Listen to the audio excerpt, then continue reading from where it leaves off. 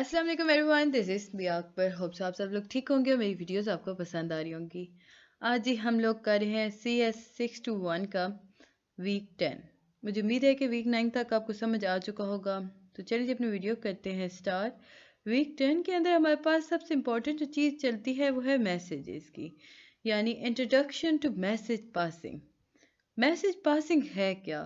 ये एक ऐसा मेथड है जिसके अंदर हम कम्युनिकेशन करते हैं इन डिस्ट्रीब्यूटेड सिस्टम, जहाँ पर प्रोसेसर और ऑब्जेक्ट्स जो होते हैं वो एक्सचेंज करते हैं मैसेज को। अब ये जो एक्सचेंज हो रहा होता है ना मैसेज, ये एक दूसरे को वो कर रहे होते हैं ताकि वो इन्फॉर्मेशन को शेयर कर सकें या कोऑर्डिनेट कर सकें डिफरेंट एक्टिविटीज़ को। मैसेज पासिंग मॉडल हमारे सामने आया। मैसेज पासिंग जो है वो एक कॉमन प्रोसेस है जो कि यूज़ किया जाता है पैरेलल प्रोग्रामिंग अप्रोच के अंदर, ताकि वो डिस्ट्रीब्यूट करे मेमोरी सिस्टम। यहाँ पे जो प्रोग्रामर होता है ना वो डिटरमिन करता है पैरेललिज्म को। इस मॉडल के अंदर अगर हम प्रोसेसर की बात करते हैं तो वो अपना लोकल मेमोरी यूनिट यूज़ कर रहा होता है। उसके पास अपना लोकल मेमोरी यूनिट होता है, वो एक्सचेंज कर रहा होता है डेटा। अब ये डेटा एक्सचेंज जो वो कर रहा होता है वो कम्युनिकेशन नेटवर्क के थ्रू कर रहा होता है। मैसेज पासिंग की दो टाइप्स हैं। फर्स्ट है सिंक्रोनियस, सेकंड है एसिंक्रोनियस। प्रोसेसर जो होता है वो जब यूज़ करता है मैसेज पासिंग लाइब्रेरीज, तो वो यूज़ कर रहा होता है कम्युनिकेशन प्रोसेस के लिए। याद रखें, प्रोसेसर जो है वो मैसेज पासिंग यानी कम्युनिकेशन के लिए मैसेज पासिंग कर रहा होता है, तो वो लाइब्रेरीज को यूज़ कर रहा होता है। ये आपके MCQs में ज़्यादातर आ जाता है। जो एड्रेस, अब हमारे पास कुछ कंपोनेंट्स थे इस मैसेज पासिंग के। फर्स्ट वन था जो एड्रेस है ना प्रोसेसर का, वो मैसेज खुद से सेंड करेगा। अब जब स्टार्टिंग करेंगे ना, address of the memory location of the data is the sending processor. Data type पता होनी चाहिए सेंडिंग डेटा की, डेटा साइज क्या है सेंडिंग डेटा का, एड्रेस ऑफ द प्रोसेसर जहाँ से मैसेज सेंड किया गया है, स्टार्टिंग एड्रेस यानी कि मेमोरी लोकेशन का जहाँ पे डेटा रिसीव होना है। ये सारी चीज़ें इसके अंदर मेंशन होना ज़रूरी थी। अब जी, इस मॉडल के कुछ करेक्टरिस्टिक्स थे।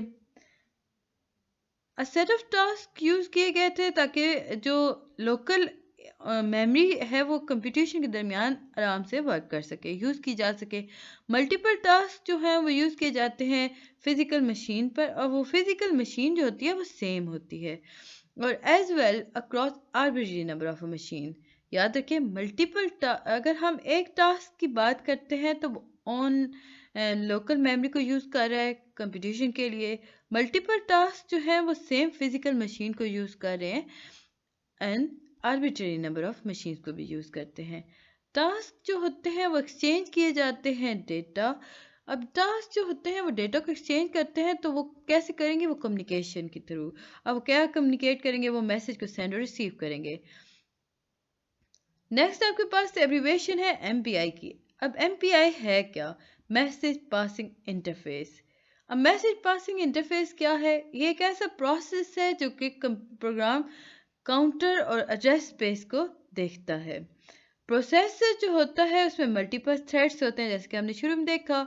प्रोसेस के अंदर जी मल्टीपल थ्रेड्स हो रहे होते हैं, जिसके अंदर प्रोग्राम काउंटर और होता है, एसोसिएट स्टैक मौजूद होता है। इसमें हम सिंगल एड्रेस स्पेस को शेयर कर रहे होते हैं। MPI जो होता है इसमें हम कम्युनिकेशन करते हैं प्रोसेस के दरमियान, और इसमें हम सेपरेट एड्रेस स्पेसिस को यूज़ कर रहे होते हैं। इंटर प्रोसेस कम्युनिकेशन जो होता है वो सिंक्रोनाइजेशन को यूज़ कर रहा होता है। इसमें हम मूवमेंट कर रहे हैं डेटा को एक प्रोसेस एड्रेस स्पेस से दूसरी की तरफ। पैरेलल कंप्यूटिंग मॉडल के हमारे पास जो टाइप्स हैं वो हैं डेटा पैरेलल, यानी हम सेम इंस्ट्रक्शन को यूज़ कर रहे होते हैं, इसमें सिमिल्टेनियसली मल्टीपल डेटा आइटम्स की तरफ लेके जा रहे होते हैं, SIMD। टास्क पैरेलल, MIMD, यानी डिफरेंट इंस्ट्रक्शन को डिफरेंट डेटा पर सेंड किया जा रहा होता है। SPMD, अब SPMD क्या है? Single program multiple data.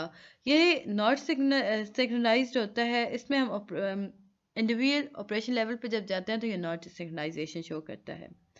ये इक्विवेलेंट होता है MIMD का, सिंस यहाँ बताया गया कि MIMD प्रोग्राम जो है वो SPMD के लिए बना था, बट ये प्रैक्टिकल सेंस में नहीं पाया जाता। मैसेज पासिंग के अंदर अगर हम देखें ना, तो MIMD और SPMD जो हैं ये पैरेललिज्म है। SPF जो है SIMD इंटरफेस की एग्जांपल है। Standardize message passing library specification यानी IEEE के अकॉर्डिंग जब चलेंगे तो हम देखेंगे कि पैरेलल कंप्यूटर्स या क्लस्टर ये हेट्रोजीनियस नेटवर्क पे वर्क कर रहे होते हैं। इनमें स्पेसिफिक प्रोडक्ट नहीं होती, एक कंपाइल स्पेसिफिकेशन के बारे में बात नहीं करते। इसमें बहुत सारी इम्प्लीमेंटेशंस हो रही होती हैं। हिस्ट्री और वर्जन की अगर हम बात करते हैं ना प्रोग्रामिंग पर्सपेक्टिव से, तो मैसेज पासिंग जो है ये इम्प्लीमेंट किया जाता है लाइब्रेरीज को यूज़ करते हुए। अब ये लाइब्रेरीज जो होती हैं ये सब रूटीन्स के बारे में बात करती हैं जो कि एम्बेड होता है सोर्स कोड के अंदर। अब प्रोग्रामर जो होता है वो रिस्पॉन्सिबल होता है कि वो डिटरमिन करेगा कि कौन कौन सी पैरेललिज्म हो रही है या कितनी पैरेललिज्म इसमें हो रही है।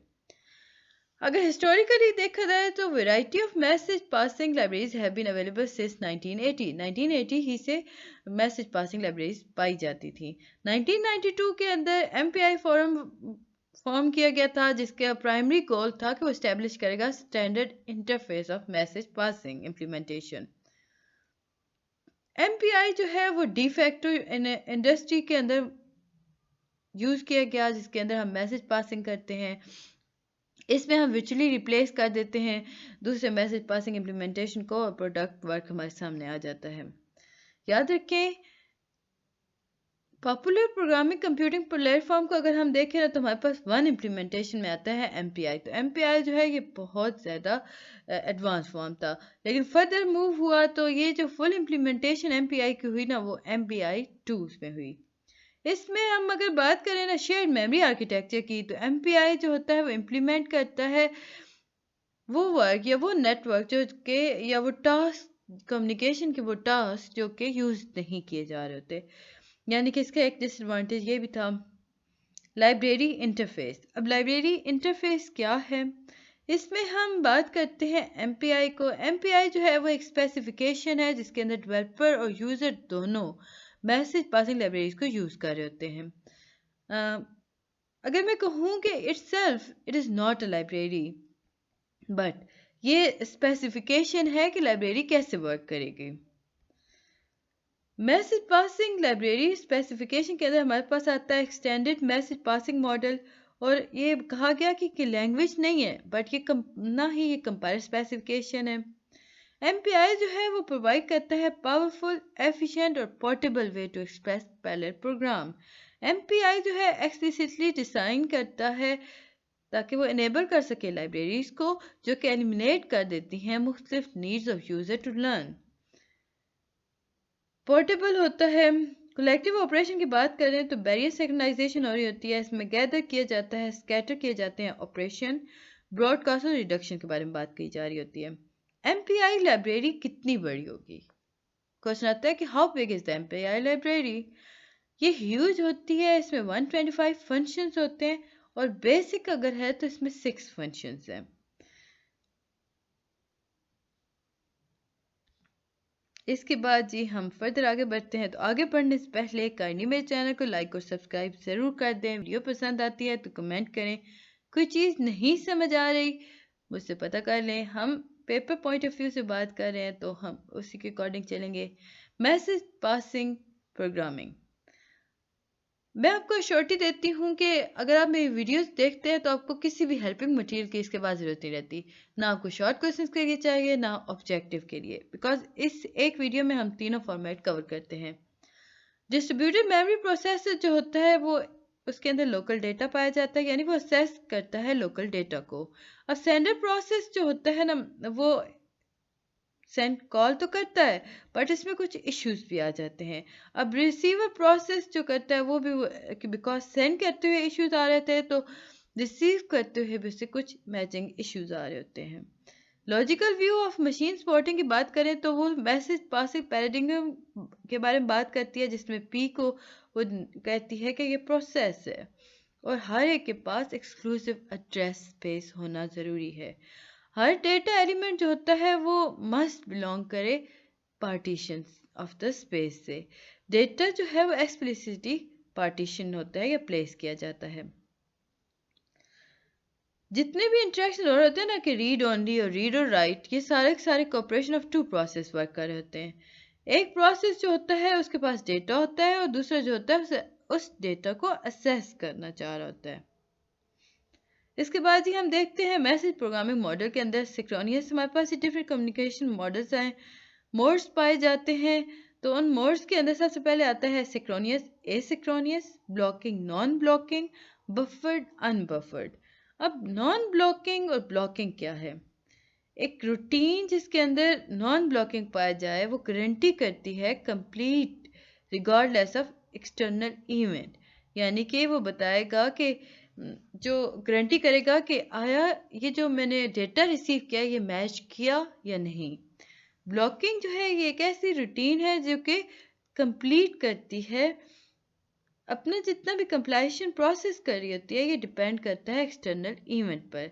यहाँ पे हमें बताया गया था कि रिगार्डलेस था एक्सटर्नल इवेंट पे, बट यहाँ कहा गया ब्लॉकिंग के अंदर कि वो डिपेंड करता है, यानी कि वो जब भी आप ब्लॉकिंग देखेंगे ना वो कभी रिटर्न नहीं होगा तब जब तक उसे मैचिंग रिसीव नहीं हो जाती। एसिंक्रोनियस एक ऐसी रूटीन है जो कि इनिशिएट करती है किसी भी ऑपरेशन को। अब वो ऑपरेशन जब इनिशिएट हो रहा होता है ना तो देखती है कि आया वो लॉजिकली आउटसाइड कर रहा है flow of control calling process का या नहीं। अब जहाँ पे हम देखते हैं सिंक्रोनियस क्या है, एक ऐसी रूटीन, अगर हम कहें ना कि एक ऐसी रूटीन को हम सिंक्रोनियस कह सकते हैं जिसके अंदर ऑपरेशन जो हो रहे होते हैं वो फ्लो ऑफ कंट्रोल को यूज कर होते हैं बाय कॉलिंग प्रोसेस।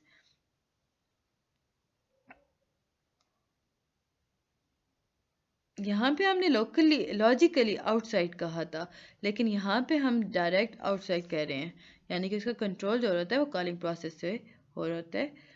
बफर्ड, अब बफर्ड जो है बेसिकली एक ऐसी रूटीन है जिसके अंदर हम बफर्ड मैसेज को यूज़ कर होता है ताकि वो पास कर होता है प्रोग्राम के अंदर, रिसीव कर होता है मैसेज यूजिंग बफर।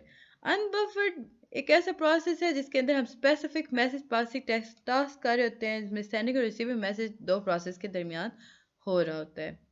एसिंक्रोनियस या सिंक्रोनियस मैसेज पासिंग एक ऐसा प्रोग्राम है जिसके अंदर हम देखते हैं कि आया जो डेटा है वो एसिंक्रोनियस है या लूजली सिंक्रोनियस पैराडिग्म को कंट्रोल कर रहा है या नहीं। अगर एसिंक्रोनियस पैराडिग्म है तो इसका मतलब है कि जितनी कॉन्करेंट टास्क हैं वो एग्जीक्यूट करेंगे एसिंक्रोनियस। अगर लूजली सिंक्रोनियस मॉडल है तो इसका मतलब ये हुआ कि हर टास्क या सबसेट जो भी टास्क होगा वो सिंक्रोनाइज करेगा, इंटरेक्शन परफॉर्म करेगा। इसके बाद जी हम सिंक्रोनियस मैसेज पासिंग को देखते हैं। तो सिंक्रोनियस कम्युनिकेशन हो रही होती है, इसके अंदर हम कंप्लीट करता है जब तक एक कंप्लीट टास्क ना हो जाए तब तक वो रिसीव नहीं करता किसी भी मैसेज को जो भी सेंड किया है सेंडर ने। यानी कि प्रॉपर इनवर्डिंग देखेंगे तो कंप्लीट्स वंस आवर्स, ये टास्क था तो वो टी इन्होंने खा लिया है।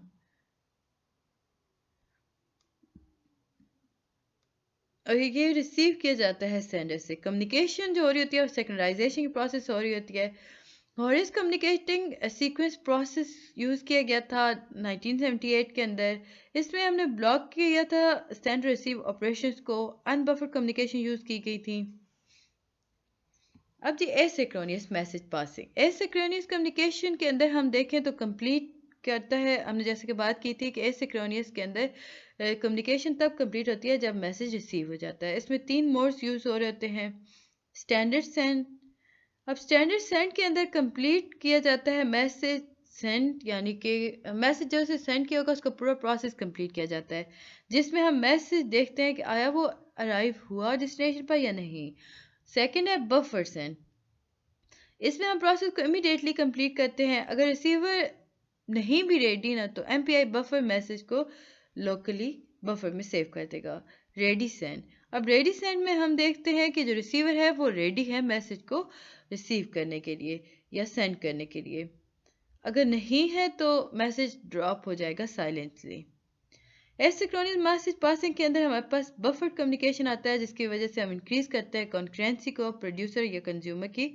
एग्जांपल यहाँ पे आई थी, मे इंक्रीज ट्रांजिट टाइम। फिर इसके बाद ही आपके पास आता है रिसीव ऑपरेशन। इसमें दो फ्लेवर्स पाए जाते हैं, ब्लॉकिंग और नॉन ब्लॉकिंग। अगर हम रिसीव ऑपरेशन की कंप्लीटनेस को देखें ना तो हमें पता चला कि पूरा मैसेज डिलीवर हो गया तो वो ब्लॉकिंग के अंदर आएगा। अगर लोकेशन ऑफ मैसेज को ढूंढना है तो वो नॉन ब्लॉकिंग के अंदर देखेंगे। यहाँ पे हमें नोटिफाई करेगा कि आया कंप्लीट रिसीव हुआ या नहीं। मैसेज पासिंग इंटरफेस, स्टैंडर्डाइजेशन के बारे में बात करते हैं। इसमें एमपीआई जो होता है ये एक ऐसा मैसेज है जिसके अंदर हम कंसिडर करते हैं स्टैंडर्ड को। ये सपोर्ट करता है वर्चुअली ऑल एचपीसी प्लेटफॉर्म को। याद रखिएगा, मैसेज पासिंग इंटरफेस यानी एमपीआई जो होता है वो सपोर्ट करता है वर्चुअली ऑल एचपीसी प्लेटफॉर्म को। पोर्टेबिलिटी, इसके अंदर हमें ज़रूरत नहीं पड़ती सोर्स कोड को मॉडिफाई करने के लिए अगर आपका part of application different platform पर मौजूद है तो। परफॉर्मेंस अपॉर्चुनिटी, वेंडर इम्प्लीमेंटेशन जो होती है वो एक्सप्लॉइट करती है नेटिव हार्डवेयर फीचर को ताकि वो ऑप्टिमाइज कर सके परफॉर्मेंस को। फंक्शनैलिटी, इसमें 115 रूटीन्स पाई जाती हैं जो कि डिफाइन करती हैं MP1 अलोन को। स्केबिलिटी, एमपीआई जो होता है वो बेसिकली डिज़ाइन करता है, स्केल करता है किसी भी लार्ज नंबर ऑफ प्रोसेस को जिसके अंदर हम वेल सूटेड यूज़ कर रहे होते हैं, लाइक हाई परफॉर्मेंस कंप्यूटिंग के अंदर हम ये सारे प्रोसेस कर रहे होते हैं। अवेलेबिलिटी, इसमें हम देखते हैं कि आया जो हमने इम्प्लीमेंट किया वो अवेलेबल है या नहीं। अब ये बहुत वेंडर और पब्लिक डोमेन दोनों पे ये वर्क कर होता है। ये था जी वीक 10। उम्मीद है कि आपको पसंद और समझ आया होगा। मिलते हैं नेक्स्ट वीडियो में। कहानी में चैनल को लाइक और सब्सक्राइब कीजिएगा। अपना ख्याल रखिएगा। मिलते हैं नेक्स्ट वीडियो में, तब तक के लिए अल्लाह हाफिज़।